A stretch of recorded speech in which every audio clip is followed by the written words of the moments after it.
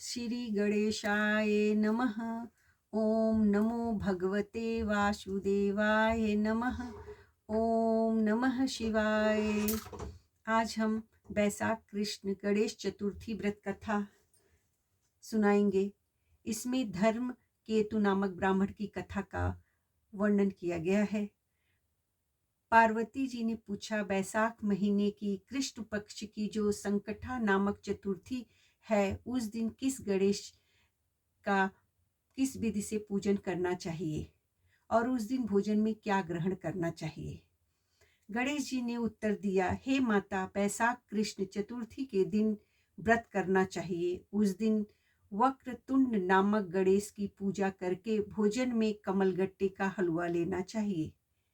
हे जननी, द्वापर युग में राजा युधिष्ठिर ने इस प्रश्न को पूछा था और उसके उत्तर में जो कुछ भगवान कृष्ण ने कहा, मैं उसी इतिहास का वर्णन करता हूँ। आप श्रद्धा युक्त होकर सुने।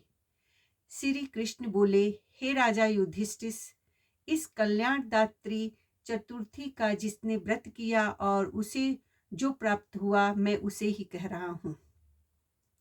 प्राचीन काल में एक रंतिदेव नामक प्रतापी राजा हुए। जिस प्रकार आग तृण समूहों को जला डालती है, उसी प्रकार वे अपने शत्रुओं का विनाश करते थे। उनकी मित्रता यम, कुबेर, इंद्रादि देवताओं से थी। उन्हीं के राज्य में धर्म केतु नामक एक श्रेष्ठ ब्राह्मण रहते थे। उनकी दो स्त्रियां थीं। एक का नाम सुशीला और दूसरी का नाम चंचला था। सुशीला नित्य ही कोई न कोई व्रत किया करती थी। फलतः उसने अपने शरीर को दुर्बल बना डाला था। इसके विपरीत चंचला कभी कोई व्रत उपवास नहीं रखती और भरपेट भोजन करती थी। इधर सुशीला को सुंदर लक्षणों वाली एक कन्या हुई और उधर चंचला को पुत्र रत्न की प्राप्ति हुई। यह देखकर चंचला बारंबार सुशीला को ताना देती, अरे सुशीला, तूने इतना व्रत उपवास करके शरीर को जर्जर बना डाला है, फिर भी एक कृष्ण का कन्या को जन्म दिया। मुझे देख, मैं कभी व्रत आदि के चक्कर में नहीं पड़ती, हिष्ट पुष्ट बनी हुई हूँ और वैसे ही बालक को उत्पन्न किया। अपनी सौत का व्यंग्यवाण सुन सुशीला के हृदय में चुभने लगा। यह पतिव्रता विधिवत गणेश जी की उपासना करने लगी। जब सुशीला ने भक्तिभाव से संकटनाशक गणेश चतुर्थी का व्रत किया तो रात्रि में वरदायक गणेश जी ने उन्हें दर्शन दिया। गणेश जी ने कहा, हे सुशीले, तेरी आराधना से हम अत्यधिक संतुष्ट हैं। मैं तुम्हें वरदान दे रहा हूँ कि तेरी कन्या के मुख से निरंतर मोती और मूंगा प्रवाहित होते रहेंगे। हे कल्याणी, इससे तुझे सदा प्रसन्नता रहेगी। हे सुशीले, तुझे वेद शास्त्र वेदता एक पुत्र भी उत्पन्न होगा। इस प्रकार का वरदान देकर गणेश जी वहीं अंतर्ध्यान हो गए। वरदान प्राप्ति के बाद उस कन्या के मुख से सदैव मोती और मूंगा झड़ने लगे। कुछ दिनों के बाद सुशीला को एक पुत्र उत्पन्न हुआ।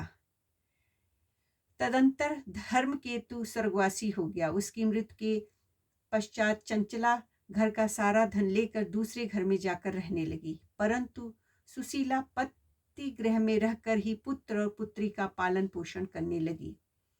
उस कन्या के मुंह से मोती मूंगा गिरने के फलस्वरूप सुशीला के पास अल्प समय में ही बहुत सा धन एकत्रित हो गया। इस कारण चंचला उससे ईर्ष्या करने लगी। एक दिन हत्या के उद्देश्य से चंचला ने सुशीला की कन्या को कुएं में धकेल दिया।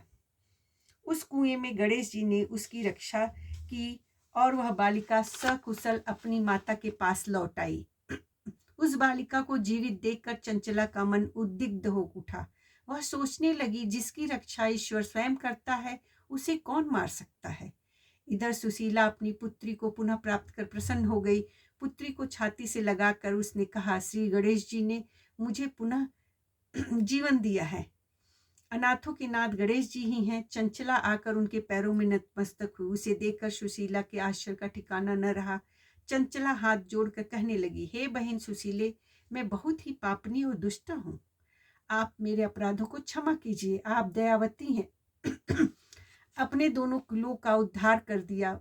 जिसका रक्षक देवता होता है उसका मानव क्या बिगाड़ सकता है। जो लोग संतों एवं सत्पुरुषों का दोष देखते हैं वे अपनी करनी से स्वयं नाश को प्राप्त होते हैं। इसके बाद चंचला ने भी उस कष्ट निवारक पूर्णदायक संकट नाशक गणेश जी के व्रत को किया। श्री गणेश जी के अनुग्रह से परस्पर उन दोनों में प्रेम भाव स्थापित हो गया। जिस पर गणेश जी की कृपा होती है उसके शत्रु भी मृत बन जाते हैं। सुशीला द्वारा संकटनाशक गणेश चतुर्थी व्रत किए जाने के कारण ही उसकी सौत चंचला का हृदय परिवर्तन हो गया। श्री गणेश जी कहते हैं, हे देवी, पूर्व काल का पूरा वृत्तांत आपको सुना दिया। इस लोक में इससे श्रेष्ठ विघ्न विनाशक कोई दूसरा व्रत नहीं है। श्री कृष्ण जी कहते हैं, हे धर्मराज, आप भी विधि पूर्वक गणेश जी का व्रत कीजिए। इसके करने से आपके शत्रुओं का नाश होगा तथा अष्ट सिद्धियां और 9 निधियां आपके सामने करबद्ध होकर खड़ी रहेंगी। हे धर्म परायण युधिष्ठिर, आप अपने भाइयों, धर्म पत्नी और माता के सहित इस व्रत को कीजिए। इससे थोड़े समय में ही आप राज को प्राप्त कर लेंगे। जैसे भगवान गणेश जी ने उनका उद्धार किया, उनके कुल की रक्षा की, उसी तरह से भगवान सबकी रक्षा करे। ओम गणेशाय नमः।